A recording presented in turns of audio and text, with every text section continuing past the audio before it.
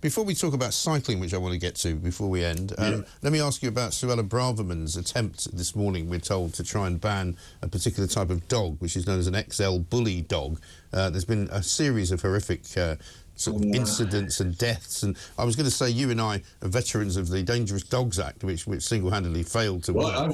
I missed it, actually. I think I was living in Russia at the time. I missed it. I'm aware of the fact that it was a legislated haste and repent at leisure moment. It was. It's difficult, but I think the idea that we should go back to dog licensing is probably sensible, and if it could only be enforced. But as with so many other things about modern society, it could only be enforced if there were a police force, and we don't have a police force at the moment. I mean, as ever, there is no police. There's no law. No, I mean, as ever, our listeners and viewers always come up with a very sensible answer for all of it. Paddy in Andover says the answer to these dogs is blindingly obvious. All dogs must be muzzled in public. Easy, just like seatbelt law. Then there's no need to ban anything. I mean, I don't know whether, I mean, that is one way of doing it, I suppose.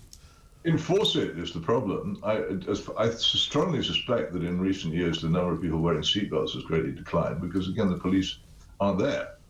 Although if you've got a new car, most of the cars will make such an annoying sound if you don't put the seatbelt on that people would do it, wouldn't they? I don't know.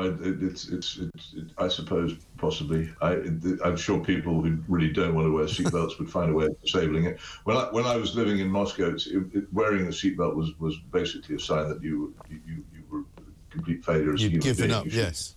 Yes. And when I got into Russians' cars and put the seatbelt on, they looked at me as if I was. Well, I won't say what they thought I was, but yeah, I know what you mean. It was a look of great contempt. They would even drive along with one hand on the steering wheel and the seatbelt pulled across their front, but not plugged in. Right.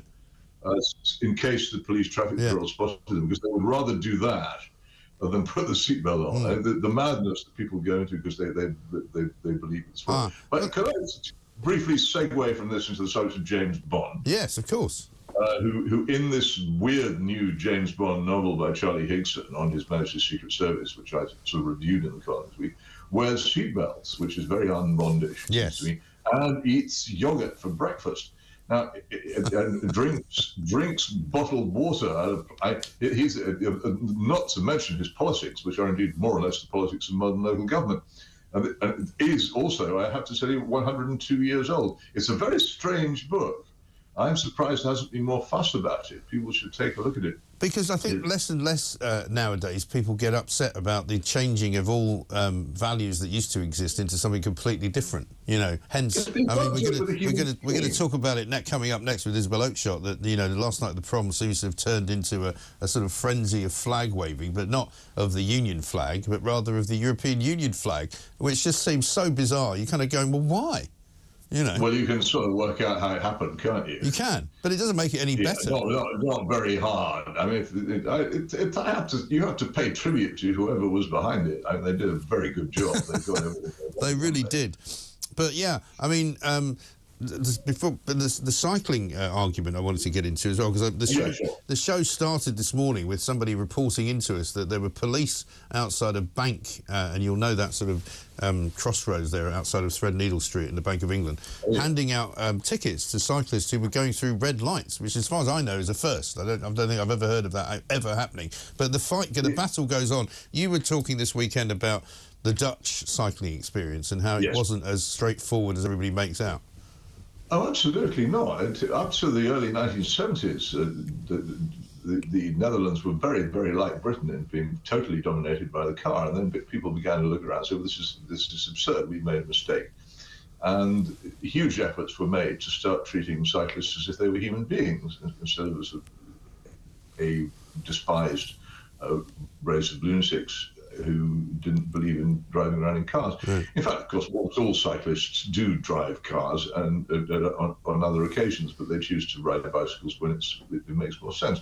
Big political battles, city by city, in getting this to bring in these changes. And when they were brought in, people realized how good they were, how much more peaceful, friendly, quiet and healthy they made life in Dutch cities. People say, well, Dutch cities are flat. Well, of course, the Netherlands is flat, but most of the world is reasonably flat. There aren't many cities which contain sort of vertical hills, and even when they do, you can actually, if you do a lot of cycling, ride up them, and it's jolly good for you. And if you don't feel like riding up them, can I make a suggestion? Get off and push. Yeah. It's not that hard. It doesn't last that long. It doesn't. The fact that Britain isn't totally flat as a pancake doesn't mean we couldn't have the sort of cycling arrangements that the Netherlands. And other people say, well, it's a very small country. Like I say, so what?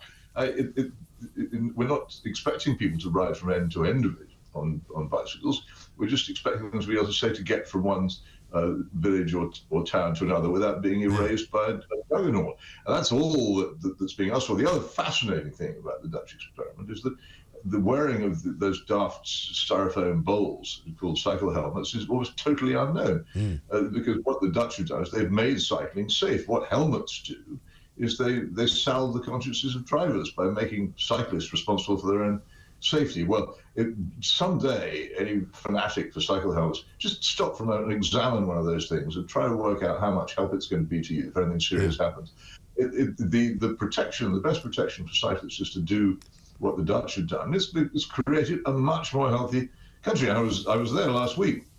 It's extraordinary. You see so many older people whizzing around on bicycles, healthy and obviously living full lives because this exercise is built into their lives. They don't need to go to gyms or anything like that. But what restrictions, if any, did they have to then put on car drivers though to get to that point?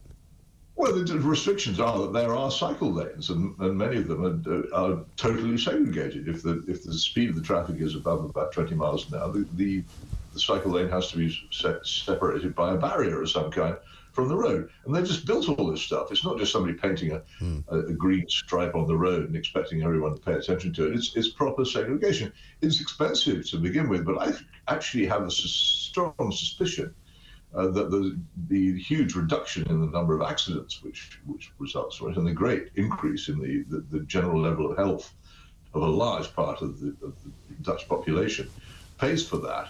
And in any case, it just makes life more pleasant and it makes people more healthy. And this, one of the really most important things about encouraging cycling in society is that it does make people more healthy. Which must be an objective we all want. And one of the things that we do in the health service is we spend so much time patching up and trying to put right people who have become unhealthy because of the unhealthy lifestyle which a car-dominated country more or less imposes on you. Yeah. Well, listen, we'll have to have a special debate on this, I suspect, because there's going to be plenty of people who would want to talk about it. Peter, good to talk to you.